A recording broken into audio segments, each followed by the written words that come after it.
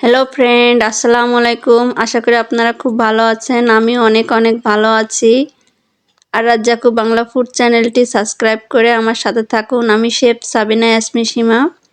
আজকে আপনাদের জন্য রান্না করব গরুর মাংস।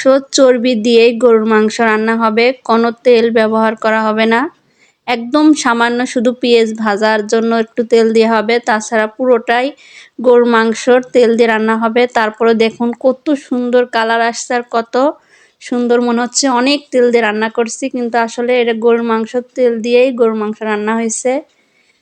একদম ইউনিক নতুন একটি রেসিপি, চলুন আপনাদের সাথে শেয়ার করি। আমরা রান্না শুরু করি। প্রথমে দেখুন কড়াইতে এই যে দেখুন আমি কতটুকু তেল দিচ্ছি, এতটুকু তেল।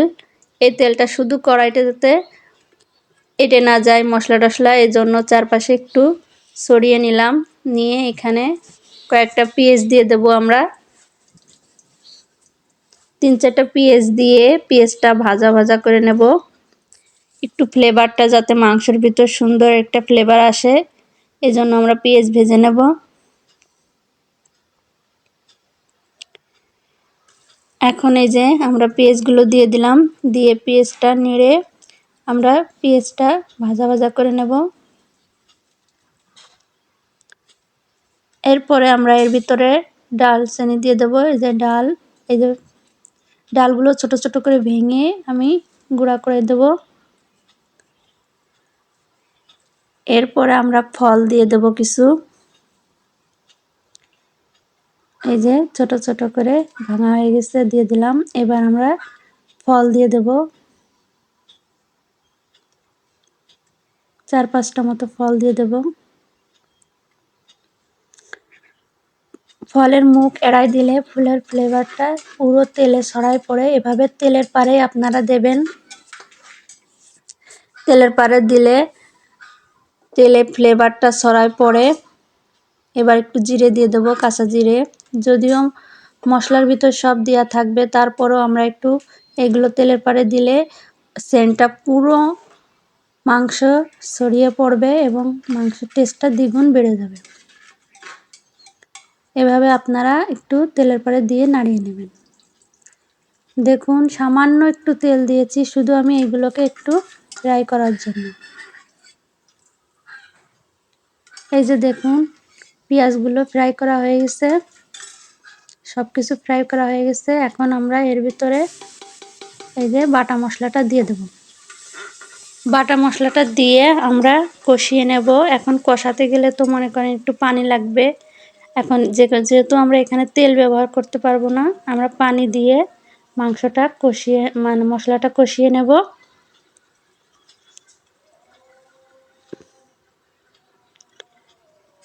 পানি দিয়েই মশলাটা কষিয়ে নেব আমরা। এই যে একটু মরিচের গুঁড়ো দিয়ে দিলাম, এখানে 2 চা চামচ মরিচের গুঁড়ো আছে, আপনারা আপনাদের সুবিধা মতো দেবেন। অনেকে ঝাল কম খায়, অনেকে বেশি খায়।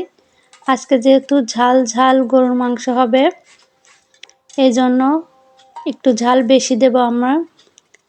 মশলার ভিতরে ঝাল দিয়ে আছে, তারপরেও আমি একটু কালারের জন্য কালার ঝাল দিলাম। এটা বোম্বাই মরিচ। এরপরে হলুদ দিয়ে দেবো 1 চা চামচ। এটা দিলে কালারটা খুবই সুন্দর আসে।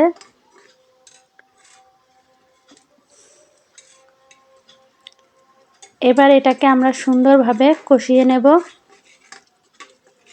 দেখুন আমি কিন্তু কোনো তেল ব্যবহার করিনি, শুধু মাংসটা এই মশলাটা কষিয়ে নিচ্ছি শুধু পানিটা দিয়েই। দেখুন পানিটা শুকায় গেছে, মশলাটা কিন্তু কষানো হয়ে গেছে আমাদের। দেখুন এখানে কিন্তু কোনো তেল নাই, শুধু পানি দিয়েই আমি কষিয়ে নিয়েছি।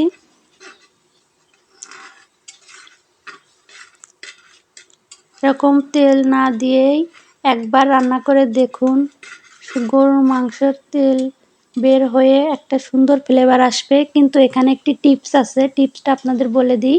সেটা অবশ্যই এরকম প্রেসার কুকারে হতে হবে। প্রেসার কুকার যদি না হয় তাহলে কিন্তু হবে না।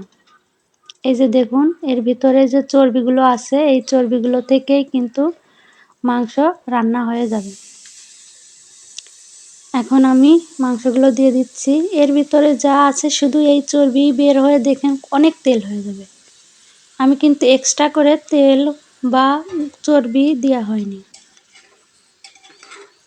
এবার এটাকে সুন্দর করে কষিয়ে নেব। তবে অবশ্যই টিপস হলো যে এইভাবে আপনার প্রেসার কুকারে রান্না করতে হবে। এই রান্নাটা প্রেসার কুকারেই করতে হবে। প্রেসার কুকারে ছাড়া হাঁড়িতে করলে কিন্তু তেলটা বের হবে না।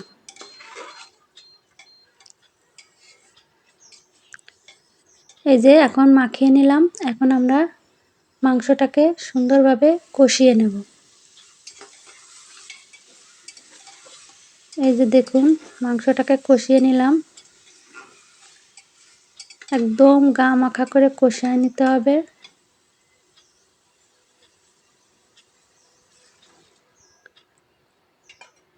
এবার আমরা পানি দিয়ে দেব এক বাটি। এক বাটি পানি দিয়ে আমরা মুটকিটা প্রেসার কুকারের ঢাকনাটা এবার লাগিয়ে দেব। চারপাশটা আমি সব কিছু একটু নামিয়ে দিচ্ছি।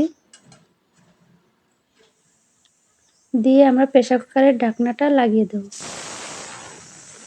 এই যে প্রেসার কুকারের ঢাকনা দেওয়ার পর আমরা 3টা 4টা যে যেরকম নরম খেতে চান সেইভাবে আমরা একটু নরম কম খাই, কারণ দাঁত দিয়ে ছিঁড়ে খাওয়ার মজাই আলাদা মাংসটা। এজন্য আমরা 3টা সিসি দিয়ে নিয়েছি। দেখুন কত তেল বের হয়েছে। চর্বি দেখুন তেল আর তেল হয়ে গেছে। আমি কিন্তু বেশি চর্বি দিছি তাও না, মাংসেতে যে চর্বি ছিল সেটাই, আমি এক্সট্রা চর্বিও যোগ করিনি। দেখুন কত তেল হয়েছে। আমি আপনাদেরকে ঢেলে দেখাচ্ছি।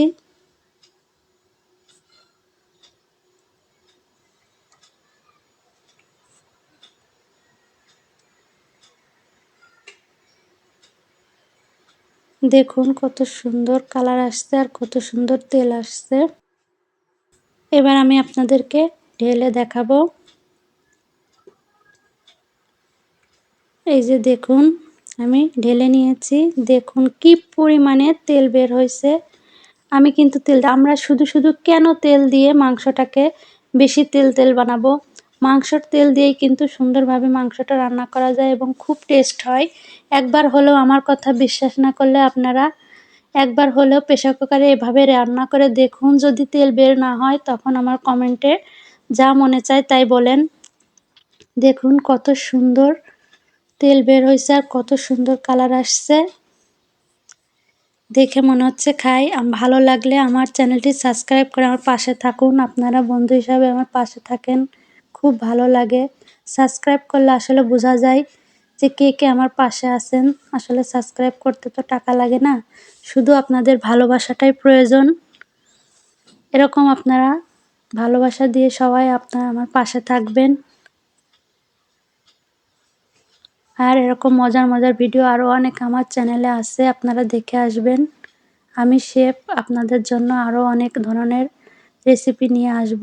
ভালো থাকুন, সুস্থ থাকুন। আল্লাহ হাফেজ।